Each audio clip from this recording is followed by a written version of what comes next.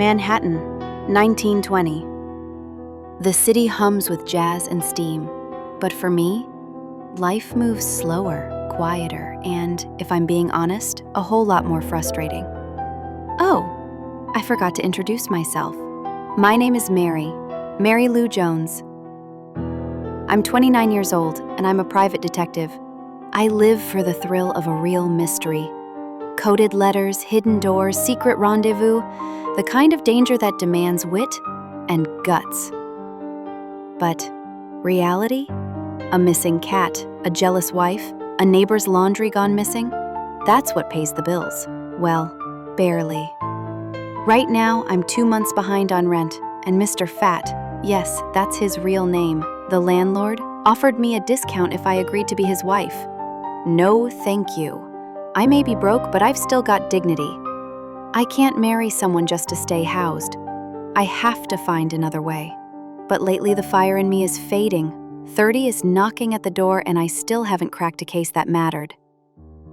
That all changed one evening. I had just locked up my tiny office and climbed the creaky stairs to my modest apartment. Right there on my door, a notice to vacate. Wonderful timing. Julia, my neighbor, spotted me staring at it. She gave me that look. You know the one. "Why don't you just marry him?" she asked. I laughed it off. Because I'm waiting for the right case, something real, something that matters. She shrugged, started to walk off, then paused.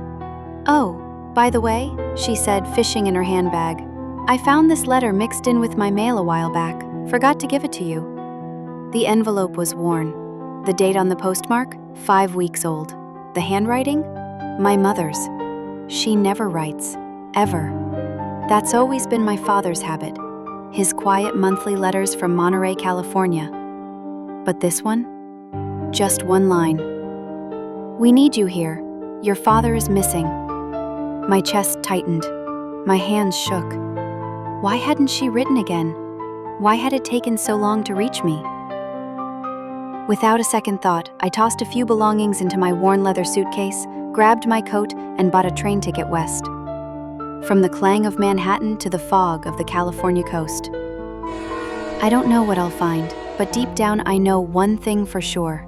This is the case I've been waiting for.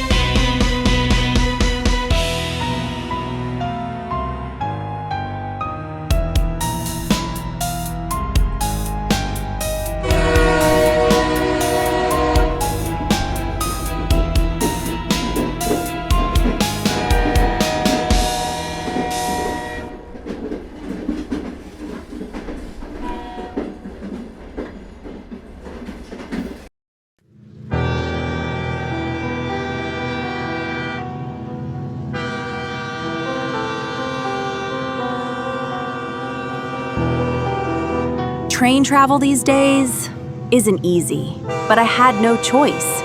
A long journey lay ahead from New York to Monterey, California, to find out what happened to my father and why everything suddenly fell apart. I had worked so hard just to save $60 for rent, but I couldn't pay Mr. Fat. I'm sure he's furious by now. Still, I had to spend that money on a train ticket. $40? Gone. That left me with $8 for 5 days on the rails. Just enough for simple food, if I'm careful. But truthfully, I wasn't worried about hunger or comfort. I was worried about my father. He's a good man, always provided for us. Once a fisherman, now just helping other fishermen sell their catch. He never had much, but he had a kind heart and rough hands that always smelled like the sea. I used to hate that smell. Fish and salt stuck to his coat. As a little girl, I'd wrinkle my nose every time he hugged me after work. But now, I miss it. I keep wondering, what could have happened? He had no enemies, always kind, always generous. Except, there was one thing. He had a hobby: treasure hunting. He never found anything valuable, really, just old junk from the ocean floor. Stones, broken metal, rusted tools. He kept them all like they were ancient relics. No boat of his own, but he worked for Mr. Richard, owner of the fishing company, for over 30 years. Funny thing, that same Mr. Richard is the father of Mr. Fat, my landlord back in New York. 2 years ago, when I decided to leave Monterey and move to the city, my father was beside himself. He begged me not to go, said the city would eat me alive. But I had a dream, to be a detective, to fix problems that mattered. My parents were worried, of course, so my father asked Mr. Richard to talk me out of it. But instead of convincing me to stay, Mr. Richard offered me an apartment in New York, said it belonged to his son, who never used it. That was Mr. Fat's apartment. I didn't realize then what he had in mind, not until flowers started showing up at my door. With that strange smile, he wanted more than a tenant. But that's how I ended up in New York, chasing dreams and dodging unwanted proposals.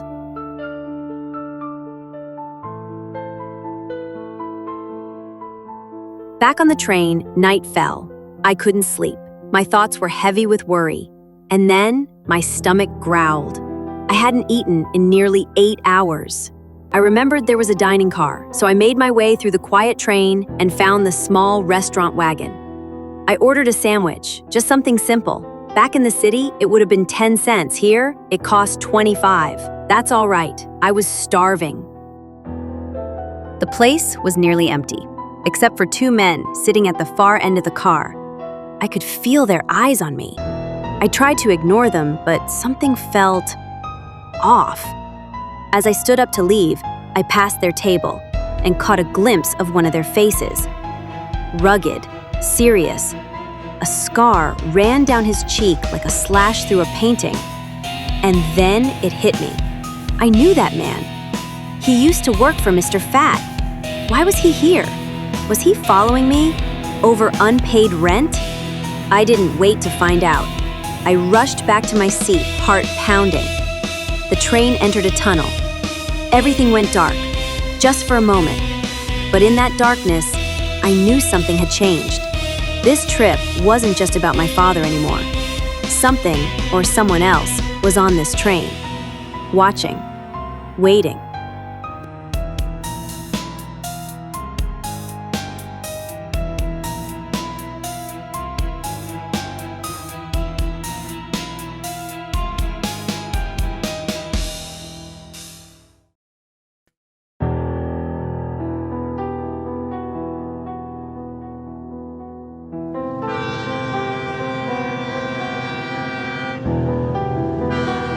Time passed, mountains, tunnels, coastlines. 5 long days on the train, and I saw it all. Finally, we reached San Francisco. There's no direct line from New York to Monterey, of course.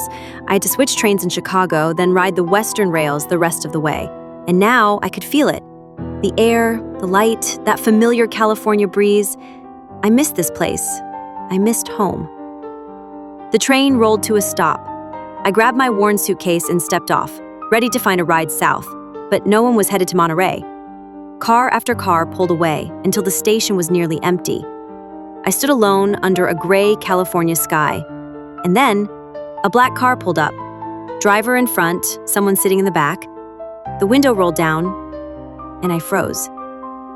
Jesse, Mr. Fat's old friend, again, here. Why? I thought I'd lost him back on the train.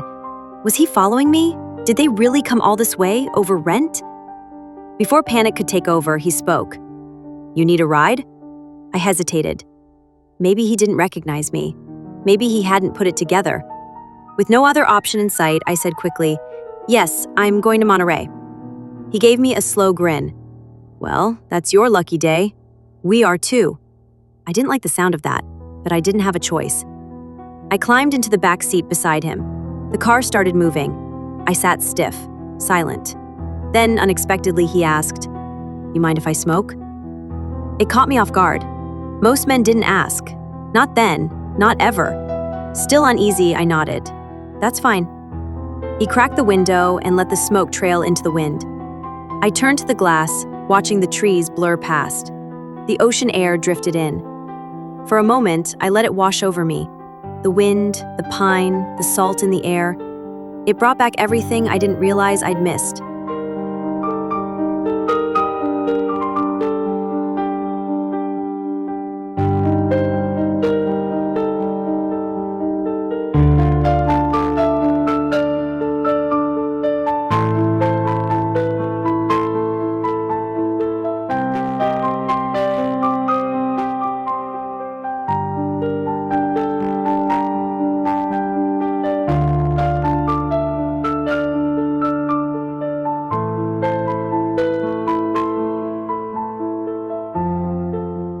Somewhere along the drive, I must have dozed off.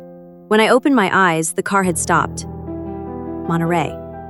Jesse stood outside, talking to the driver. I stepped out, still dazed. "Thank you, Mr. Jesse," I said. He turned to me, confused. "How do you know my name?" I met his eyes. "I'm Mary, Mr. Fat's tenant." Something changed in his face. Recognition, followed by something unreadable. "Oh, you're the girl," he said under his breath. I frowned. "What girl?" He shook his head. "Never mind. Take care." He turned and walked off toward a large boat near the pier. I watched him disappear into the fog, then turned inland. Home.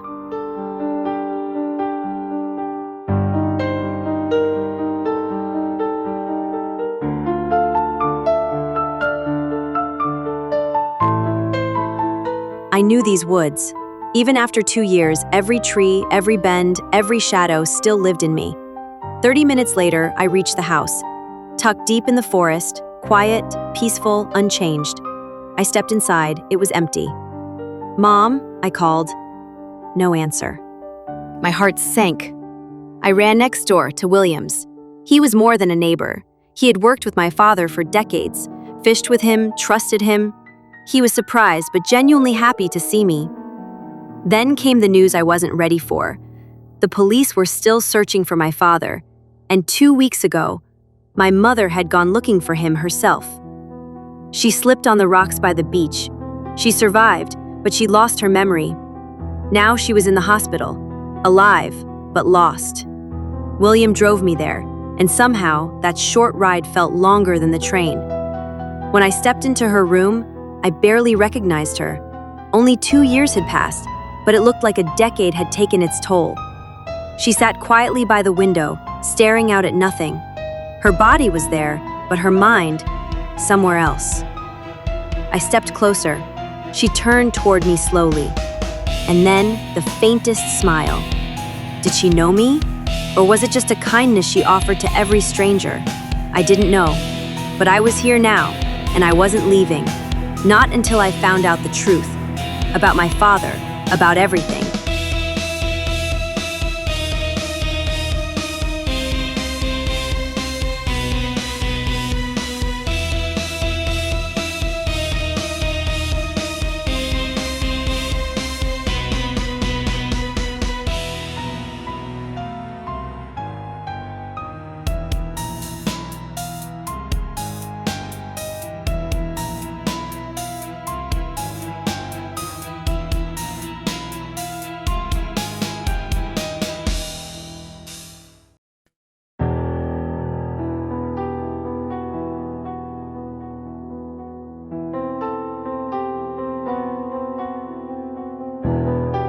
I was lost.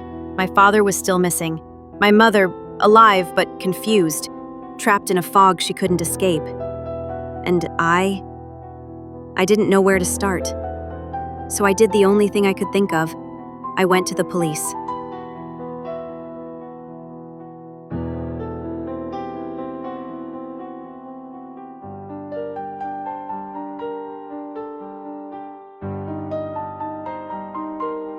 The station was small. I walked past 2 officers and spoke to the woman at the front desk. I introduced myself. She was kind. and led me to Detective John, the only investigator in town. He was polite, invited me to sit.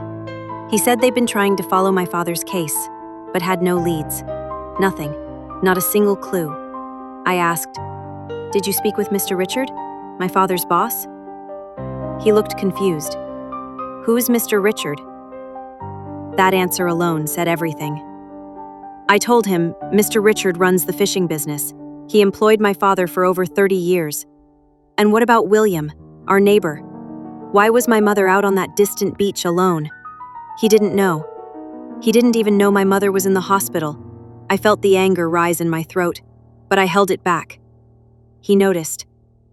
"Are you trying to teach me how to do my job?" he asked, his voice sharp. I sighed. "No, I'm sorry. I'm a private detective too, from New York, and if there's one thing I've learned, it's this. Curiosity is everything." He stood up, turned toward the window, clearly annoyed. "A private detective, huh?" he said coldly. "Then tell me, what big cases did you solve in New York?" I didn't answer. What was I supposed to say? That I found a missing cat? I quickly shifted the conversation. "I'm just trying to help find my father, that's all. I didn't mean to offend you." He softened slightly. "We're doing our best," he said. "We'll find him, dead or alive." Those words cut through me like a blade. Dead or alive. To him, this was just another case. To me, it was everything. I thanked him and walked out in silence, furious, broken, but more determined than ever. And then, I saw him. Jesse, walking right into the police station. I ducked behind a post and waited until he disappeared inside. What was he doing here? Was he following me? I didn't wait to find out. I slipped away. It was clear now, if I wanted answers, I'd have to find them myself. So I went to Mr. Richard's office. He was kind, as always, said he hadn't seen my father for over 2 weeks. He'd been away on business in Miami. He suggested I speak to David, my father's coworker, said they'd worked together every day leading up to the disappearance. I found David on the dock, working on one of the boats. He remembered my father clearly. He said he had something to do that weekend, David told me, said he might not be back Monday. I asked where he went. David shook his head. Didn't say, just told me to cover his shift. So he had a plan, a destination. But where? The only person who might have known was my mother, and she couldn't remember anything. Again, I felt the trail slipping through my fingers. I walked along the beach thinking, and that's when I saw him, a man on horseback.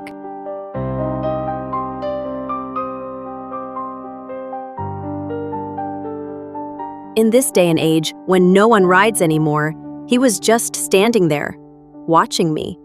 And then just like that, he rode away. Was it real? Was it in my head? I didn't know. But I did know one thing. If I wanted the truth, I needed to go back to where it all began. Home.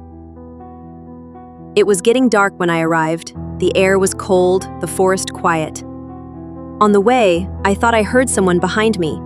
A rustle in the bushes. Footsteps maybe. Or maybe just a rabbit. I made it to the house, and shortly after, William and his wife Margaret arrived with warm food. She'd always been kind, like a second mother. I hugged her, felt my mother in her arms.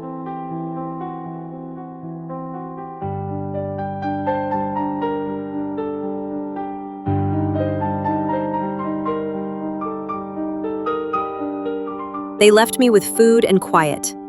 I ate quickly, exhausted, and finally tried to rest. But then, I heard something. A loud thump from the living room. I grabbed the lantern and crept forward. My heart was pounding. The front door was open. I had locked it, I was sure of it. I closed it again, slowly, turned toward the table, and froze. A knife slammed into the wood, and pinned beneath it, a note, written in rough, angry letters, "Bring the treasure if you want to see your father alive." My breath caught. I walked to the window. and in the dark, I saw him again, the man on horseback, moving slowly through the mist, disappearing into the trees. He had been watching me. What treasure? What were they after? Where is my father? This is no longer just a mystery. This is a warning, and it's only the beginning.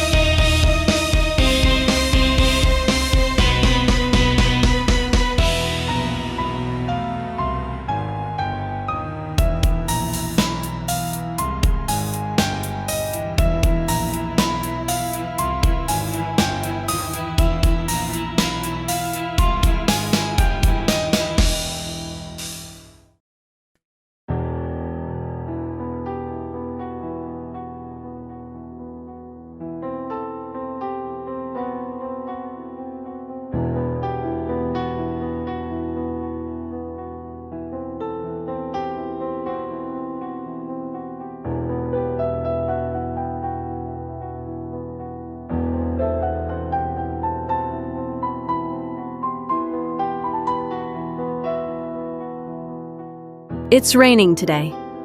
Fog drapes the trees like a curtain, and the world feels heavy, still.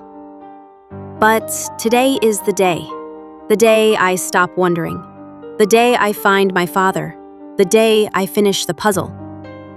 I sat at the kitchen table piecing everything together, every face, every name. Mr. Richard, Mr. Fat, Julia, William, David, Jesse. Were they suspects, witnesses, helpers? I didn't know. But one thing was clear. The man on the black horse had sent me a message. Bring the treasure if you want to see your father alive. Treasure. My father had spent his life chasing it. But he was just a simple man, kind, humble, never lucky. Unless he found something, and never told me. I rushed to the basement, his sanctuary of memories, rust and dust, broken bottles, old ropes, useless relics to anyone but him.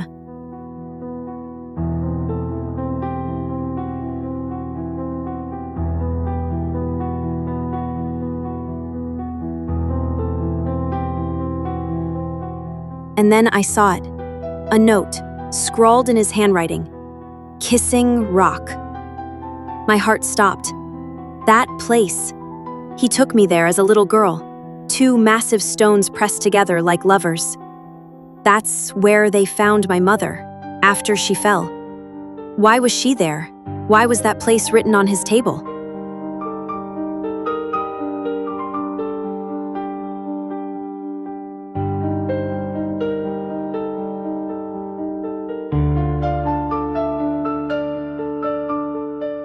I threw on my coat, ran through the rain to William's house, and borrowed his horse. He didn't stop me. He just nodded. He knew.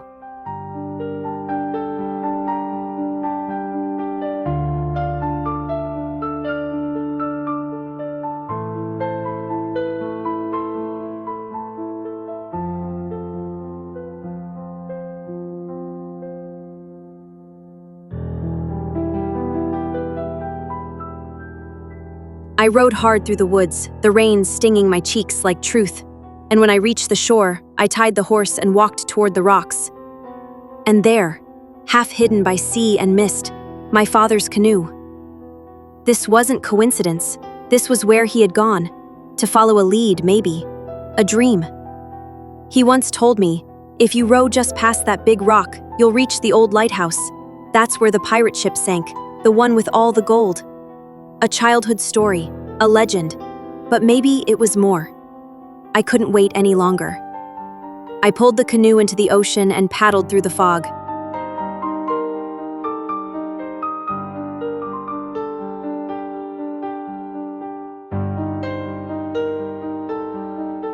The sea was calm, but the silence terrifying. Then, a flicker of light. The lighthouse. But it's been abandoned for years. Who turned it on?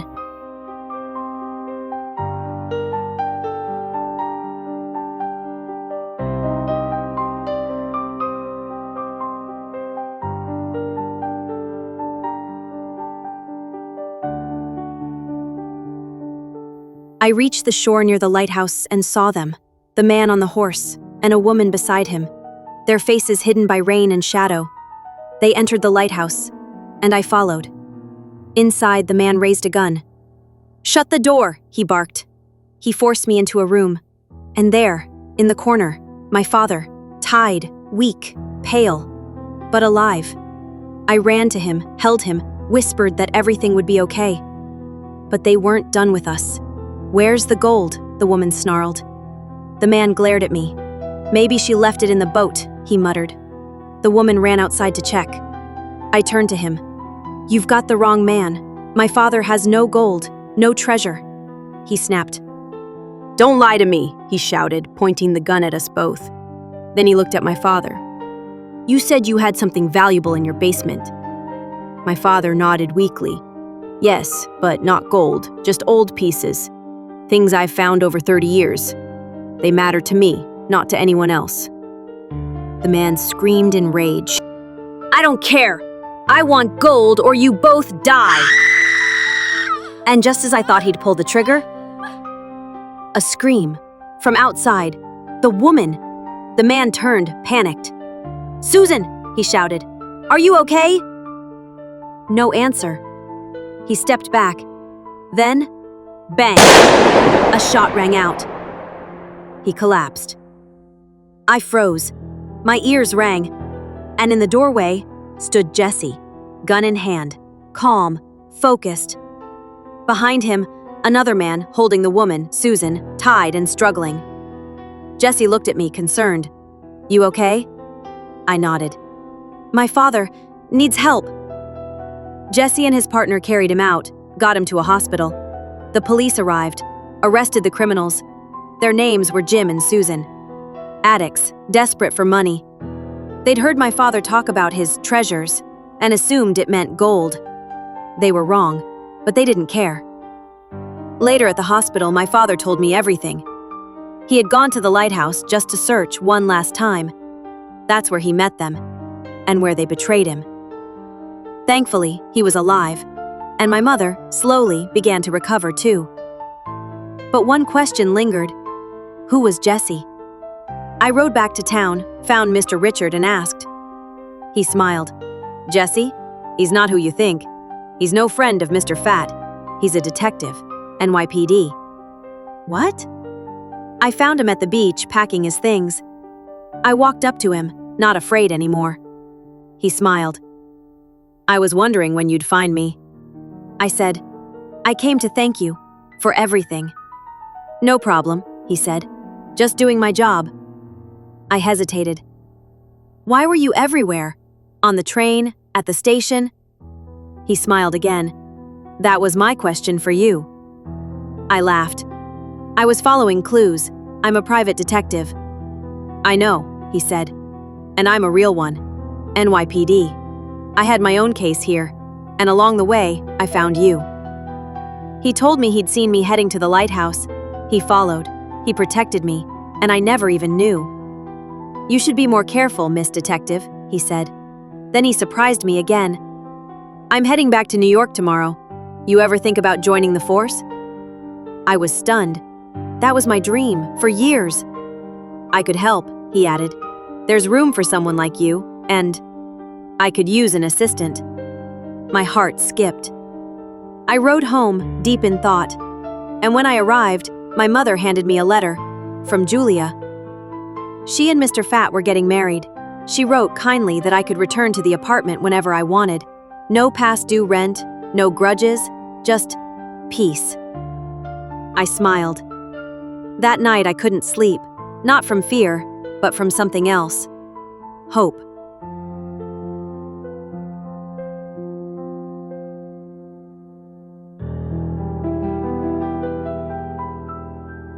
The next morning, I packed my things, hugged my parents, and headed to the train station. And there he was, Jesse, waiting. Of course he was. He handed me a ticket. "For New York," he said with a quiet smile. We boarded together. I took my seat beside him, watching the town slowly fade behind us through the window. After a moment, I turned and whispered, "I have so many questions." He glanced at me, smiled. I know. I hesitated, then asked, I hope you don't mind, but what's that scar on your face? He chuckled. Long story, he said. I'll tell you on the way. And just like that, the next chapter began.